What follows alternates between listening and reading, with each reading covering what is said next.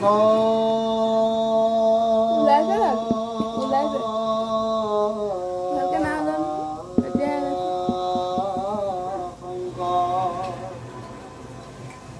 গুৰু হৰি ৰাম ৰাম ৰাম হৰি ৰাম ৰাম ৰাম ৰাম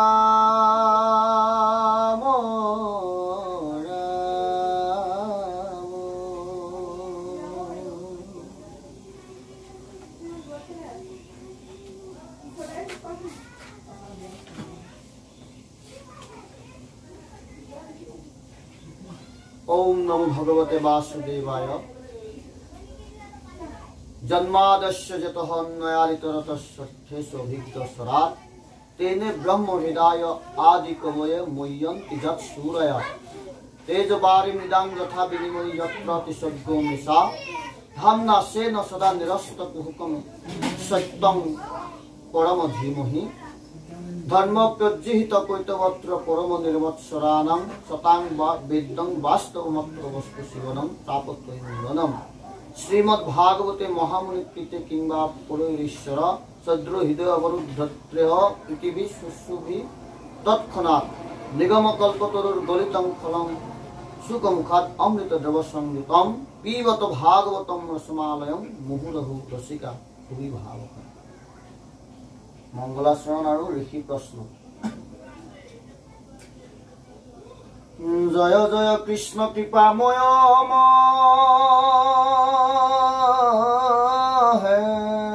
महेश्वर ओ jar आज्ञाखिरे बहे Brahma Hari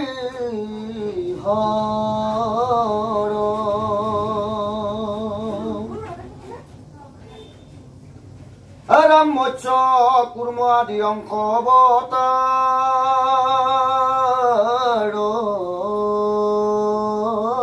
jar ईश्वर कृष्ण को कोटि कोटि नमस्कार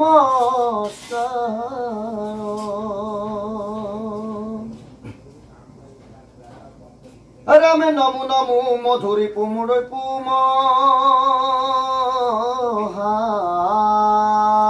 हरि अंतजुत्तम अति हुए जा कस्मरी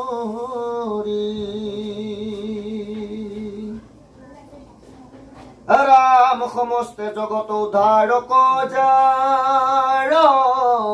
नाम ओ हेनय कृष्ण को करु सहस्र प्रणाम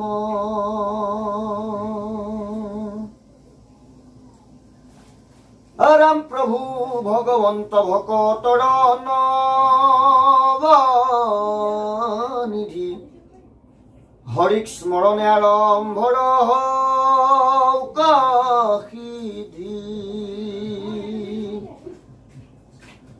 राम परीक्षित मुख कथा द्वादश स्कंधर ओ कृष्णर शरणे भने किंकर कृष्णर राम प्रथम स्कंधर परा द्वादश पर्यंत कहिला राजात महामुनीन्द्र महंत राम संक्षेप करिया उधारिया तार खार ओ शंकरे रचिला कृष्ण चरित्र पयार राम 28 सहस्र ऋषि वेदत प्रधान ओ विष्णुर नमिष क्षेत्र महापुण्य स्थान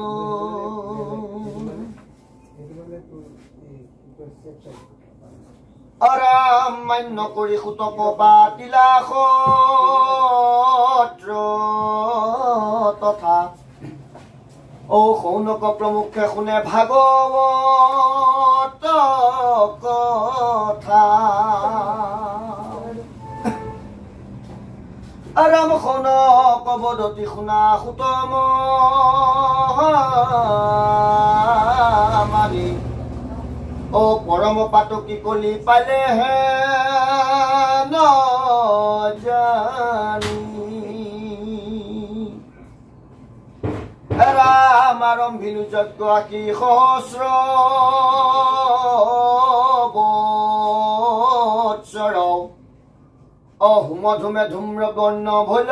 কলাবৰ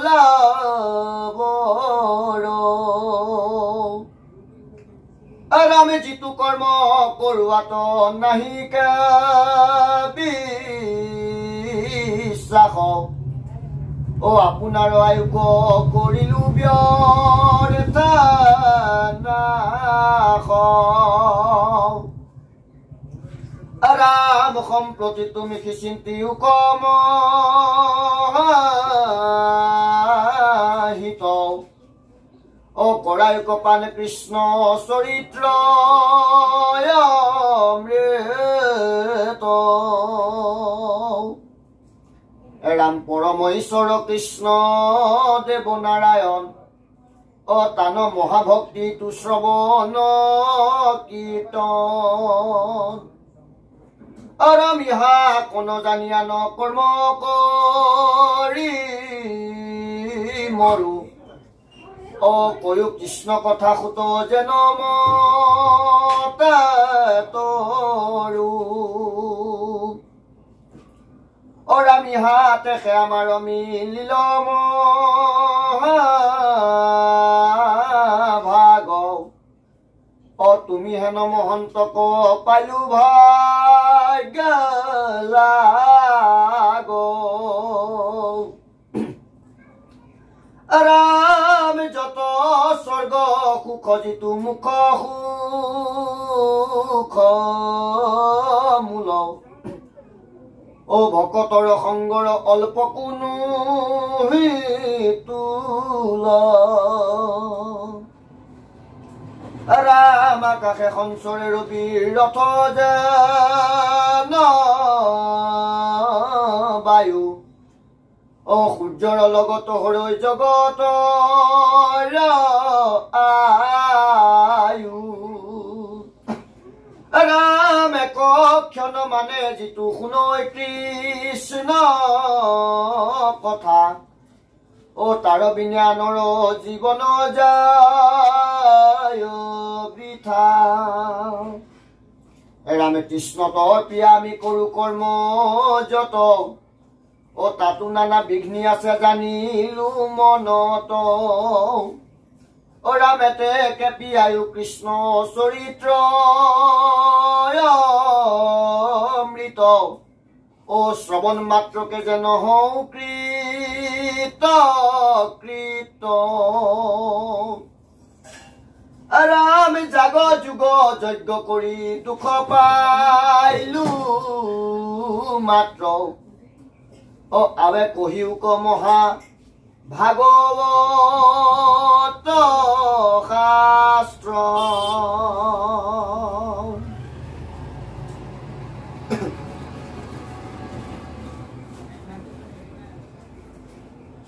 ঔ হৰি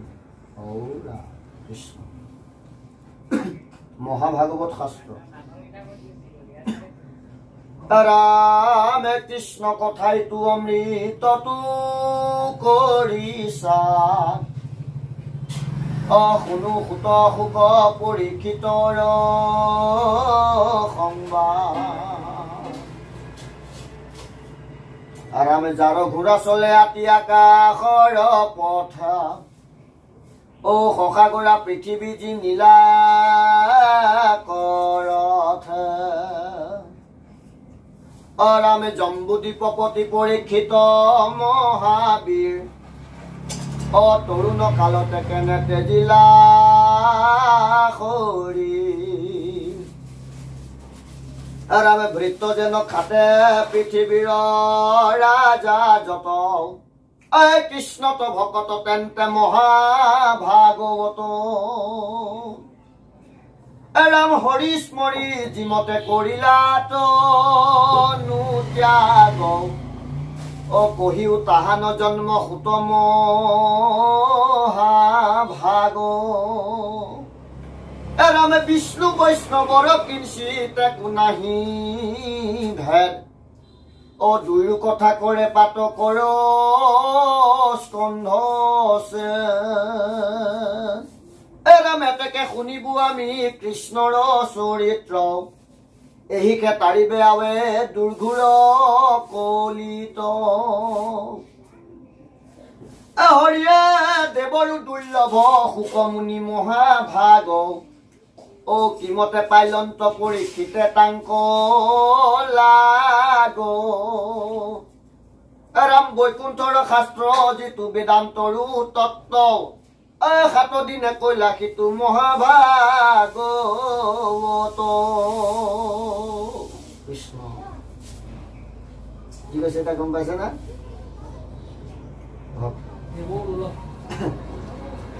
ইয়াত প্ৰথমতে ক'লে যে জয় জয় কৃষ্ণ কৃপাময় মহেশ্বৰ যাৰ আজ্ঞা ক্ষীৰে বহে ব্ৰহ্মা হৰি হৰ ব্ৰহ্মা বিষ্ণু মহেশ্বৰ ব্ৰহ্মা হ'ল সৃষ্টিকৰ্তা বিষ্ণু হ'ল পালনকৰ্তা আৰু হৰ হ'ল ধ্বংসকৰ্তা নাশকৰ্তা এই তিনিওজনে ক্যাৰ চৰণ স্মৰণ কৰে কৃষ্ণ তাৰপৰা কৈছে মৎস্য কুৰ্ম আদি অংশ অৱতাৰ মৎস্য কুৰ্ম বৰা হৰিৰাম শ্ৰীৰাম যিমান আছে চব কৃষ্ণৰ অংশ অৱতাৰ কিন্তু যোনজন কৃষ্ণদেৱ সেইজন হ'ল পূৰ্ণ অৱতাৰ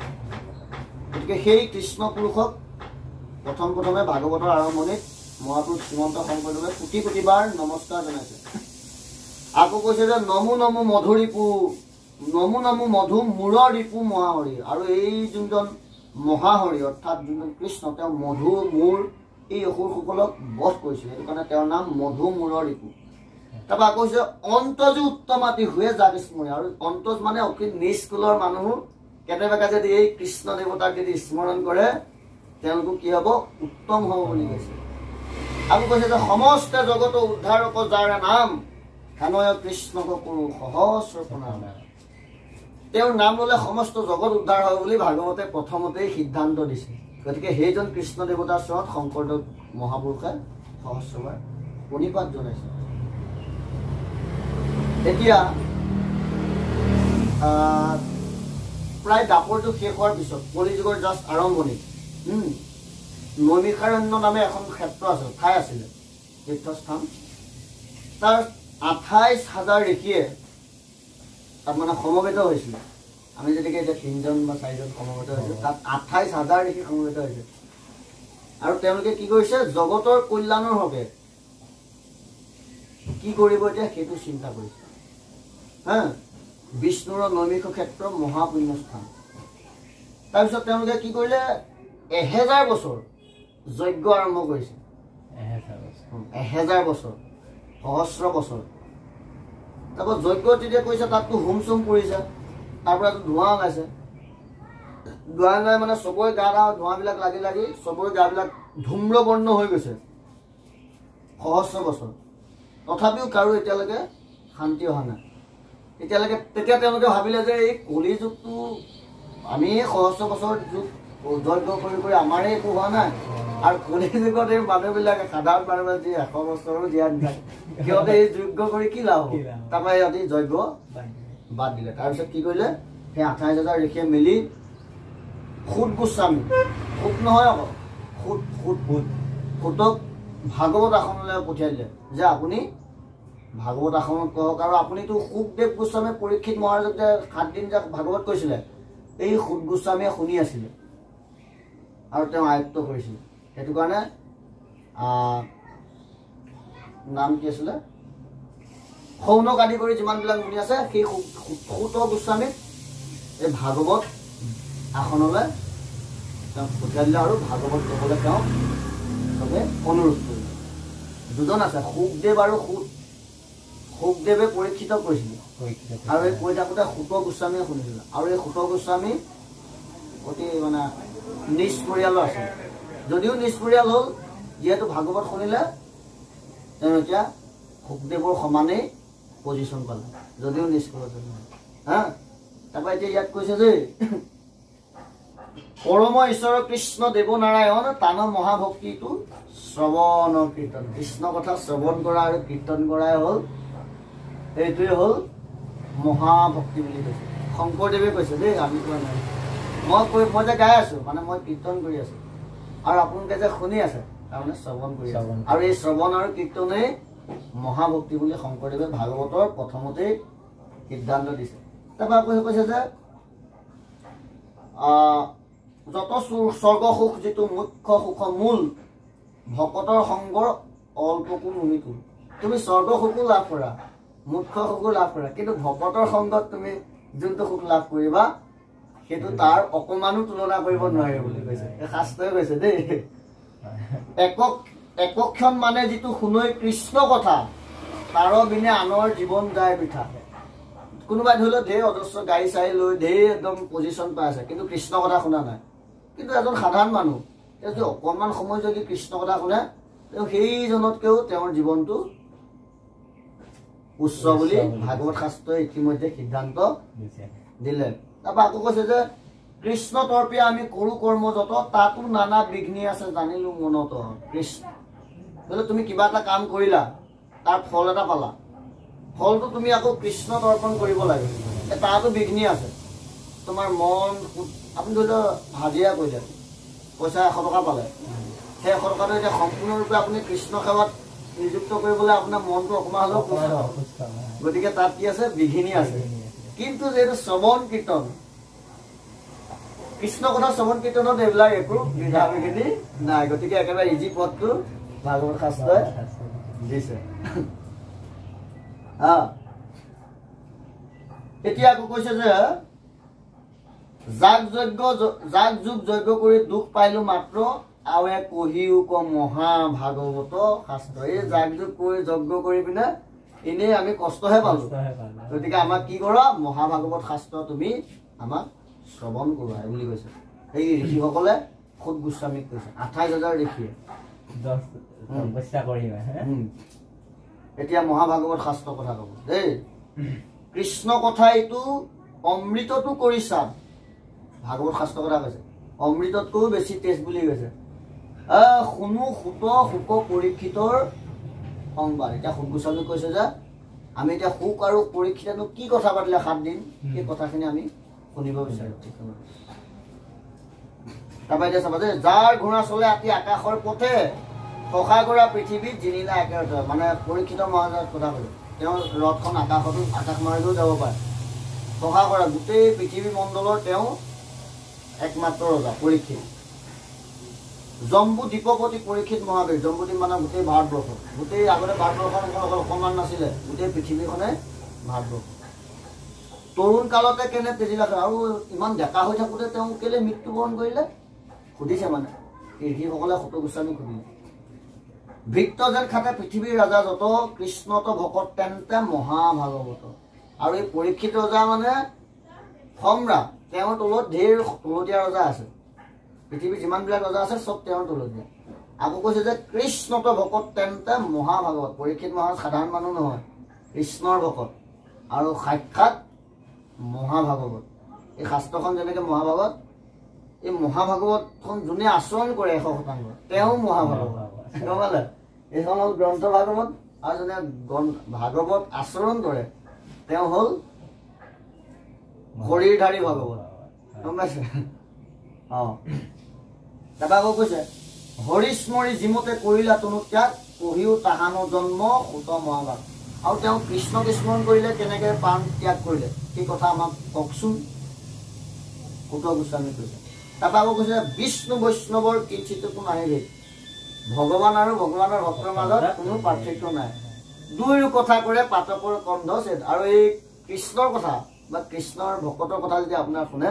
আপোনাৰ যিমানবিলাক পাপ আছে সকলো ধ্বংস হৈ যাব ভাগৱতৰ আসনৰ পৰা আমি ঘোষণা কৰিছো কৃষ্ণ গতিকে আমাৰো ধ্বংস হ'ব যদি শ্ৰদ্ধা শুনো আকৌ কৈছে যে এতেকে শুনিব আমি কৃষ্ণৰ চৰিত্ৰ এহিকে তাৰিবে আৱে দুৰ্ঘূৰ কলিত এই কলিযুগত এই কৃষ্ণ কথা এই ভাগৱত শাস্ত্ৰই কি কৰিব আমাক এই দুৰ্ভোগ কৰি তাৰণ কৰিব বুলি ভাগৱত শাস্ত্ৰৰ পৰা সিদ্ধান্ত ইতিমধ্যে দিলে গতিকে আমি শ্ৰদ্ধা কৰিবৰ বাবে ভাগৱত শাস্ত্ৰ অধ্যয়ন কৰিব লাগে ৰাম বৈকুণ্ঠৰ শাস্ত্ৰ যিটো বেদান্ত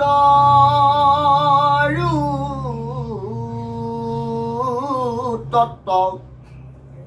অসাত দিনে কলা সিটো মহাভাগৱত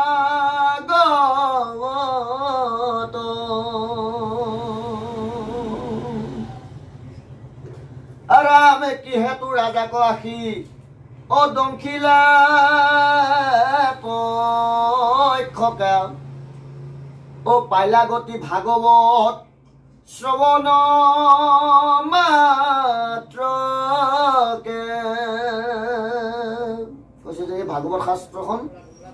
বৈকুণ্ঠৰ শাস্ত্ৰ ভগৱত ধামৰ শাস্ত্ৰ আৰু 7 দিন এই ভাগৱত শাস্ত্ৰ কোৱা হ'ল পৰীক্ষিত মহাৰাজৰ তাৰপৰা কৈছে কি কাৰণেনো ৰাজা পৰীক্ষিত ৰজাক তক্ষকে দংশন কৰিছিল আৰু ভাগৱত গ্ৰন্থ শ্ৰৱণ কৰাৰ মাত্ৰকে তেওঁ কেনেকৈ গতি পালে এই কথাখিনি তেওঁলোকে এতিয়া ঋষিসকলে প্ৰশ্ন কৰি আছে ৰাম বৈষ্ণৱৰ বৃত্তান্ত শুনিবে আছা কহি উকসুত আন কথা শুনো পাছে আমি বৈষ্ণৱ মানে পৰীক্ষিত কৰা কৈছো পৰীক্ষিত কথাবিলাক আমি শুনিবলৈ ইচ্ছা কৰিছো ৰামে হেন শুনি সুতে বিনা অন্তবনত আমি অকুলীন হেন আছিল মনত যেতিয়া সুত গোস্বামীয়ে কৈছে যে মই অকুলীন মানে অতি নিষ্কুলত মই জন্মগ্ৰহণ কৰিছো ৰামে তোমাষাৰ প্ৰশ্নে ভৈলো আজি সি পবিত্ৰ শুনা যেন জানো কহো কৃষ্ণৰ চৰিত্ৰ চব গোস্বামীয়ে কৈছে যে মই অতি নিষ্কুলত জন্ম কৰিছো আৰু তোমালোকে যোনবিলাক প্ৰশ্ন সুধিলা এই প্ৰশ্নবিলাক সুধিয়ে মই পবিত্ৰ হলো বুলি কৈছো উত্তৰ দিয়াটো বাদ দিয়ক কৃষ্ণ কথা আপুনি যদি শুনাটো বাদ দিয়ক কৃষ্ণ সম্বন্ধীয় যদি আপুনি প্ৰশ্নও কৰে আপুনি পবিত্ৰ হলে যাক আপুনি প্ৰশ্ন কৰিলে ময়ো পবিত্ৰ হলো এইটো ভাগৱত শাস্ত্ৰৰ কথা দেই মই নিজে কোৱা নাই ৰাম খাব শেষে কথা কোনে কহিবে ৰূপে যেন পক্ষী উৰয় পাখাৰ ৰূপে পক্ষীয়ে যিমান ডেউকা থাকে যাৰ যিমানটো পাৱাৰ সিমানলৈকেহে উৰিব পাৰে ঠিক তেনেকৈ শুক্ৰ গোস্বামীয়ে কৈছে মোৰ যিমান পাৱাৰ আছে মই যিমানখিনি আয়ত্ব কৰিছো সেই আয়ত্তৰ পৰাই মই কৃষ্ণ কথা কম গম পাইছেনে এইটো সৰু হোৱা ভাৱটো আছে ৰাম সেইমতে যতমান লৱে মোৰ মতি বৰ্ণাই কৃষ্ণৰ লীলা তোমাক প্ৰতি আৰু সেই অনুসাৰে মই কৃষ্ণ কথা এতিয়া তোমালোকৰ আগত বৰ্ণনা কৰিম ৰামে গ্ৰাম্য কথা কথনে মলিন হুৱে বাণী তাক শুদ্ধ কৰো কৃষ্ণ কথা কব খানি কৃষ্ণ কথাৰ বাহিৰে যিমানবিলাক গ্ৰাম্য কথা আছে এইবিলাকে আমাৰ বাক মন এইবিলাক মলিন কৰি তোলে যেনেকৈ ভাত খোৱা মাছ খোৱা কথাবিলাক ভাত খালি নাই মাছ খালি নাই এইবিলাক গ্ৰাম্য কথা এইবিলাকে মন বাক্য দুটাই অপবিত্ৰ আৰু যেতিয়াই আমি কৃষ্ণ কথা আলোচনা কৰিম ভাগৱত কথা আলোচনা কৰিম তেতিয়া আমাৰ কি কৰিব শুদ্ধ হ'ব তাক শুদ্ধ কৰো কৃষ্ণ কথা কব ৰাম কৃষ্ণ চৰিত্ৰত মোৰ মহালাভ আছে কৃষ্ণৰ কীৰ্তনে জাতি অজাতি নবাছে বোলে নিষ্কুলত জন্ম উচ্চকুলত জন্ম ধনীত জন্ম দুখীয়াত জন্ম এইবিলাক কোনো কথা নাই যেতিয়াই আপুনি কৃষ্ণৰ কথা শুনিব আপুনি কি হ'ব পবিত্ৰ হ'ব বুলি ইতিমধ্যে ভাগৱত শাস্ত্ৰই প্ৰথমতেই সিদ্ধান্ত দিলে।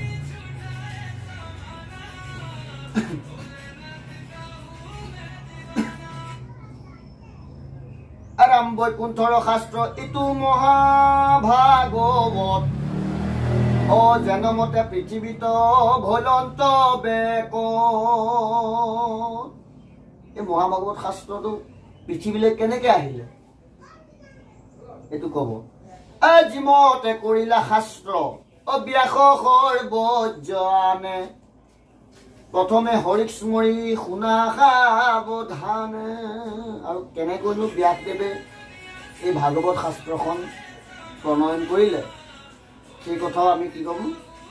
কম